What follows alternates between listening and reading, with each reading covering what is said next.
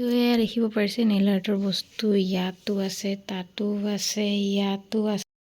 তো এই চাওক নোজপিনটো চেঞ্জ কৰিলোঁ, কেনেকৈ লাগিছে জনাব।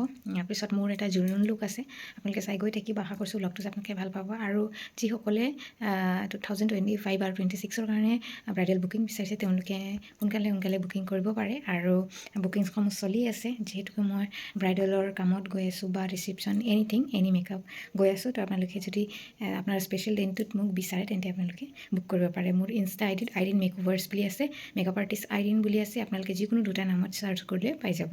তো জোৰোণৰ মেকআপৰ কাৰণে সকলো বস্তুখিনি এতিয়া ৰেডি কৰি আছোঁ দেখিছে, প্লাছ নেইল এক্সটেনশ্যনো কৰিব ব্ৰাইডে। তো সেইখিনিও মই এতিয়া ঠিক ঠাক কৰি আছোঁ। তো লগ পাইছোঁ গাইজ।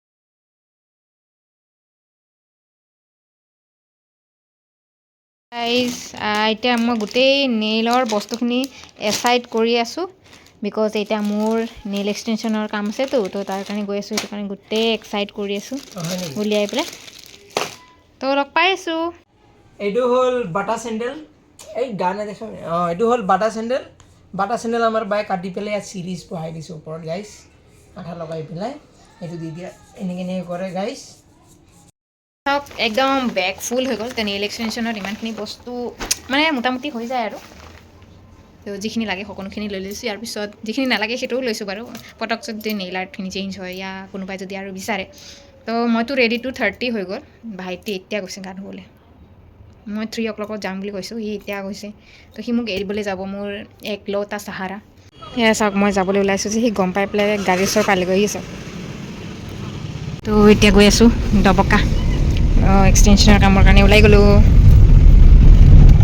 এখন হৈছে যমুনা নদী।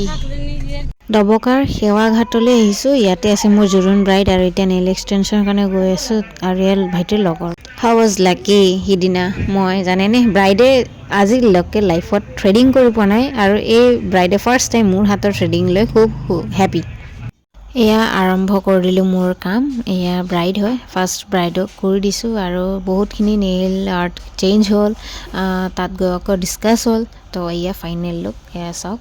যিহেতুকে মেহেন্দি লগাব আৰু হাতখন অলপ ডাৰ্ক হৈ আহিব, সেইটো কাৰণে তেওঁ ফ্ৰেঞ্চ কালাৰ চুজ কৰিছে। আৰু এয়া হৈছে ব্ৰাইডৰ ভণ্টি। তো তেওঁ এটা একদম খুব চিম্পল নিউডত কৰিলে, গ্লিটাৰী জেল পলিচ এপ্লাই কৰিলোঁ তেওঁকো। আৰু এয়া হ'ল তেওঁৰ ফাইনেল লুক। পিছে নেইল আৰ্টখিনি আপোনালোকৰ কেনেকুৱা লাগিল জনাবলৈ নাপাহৰিব।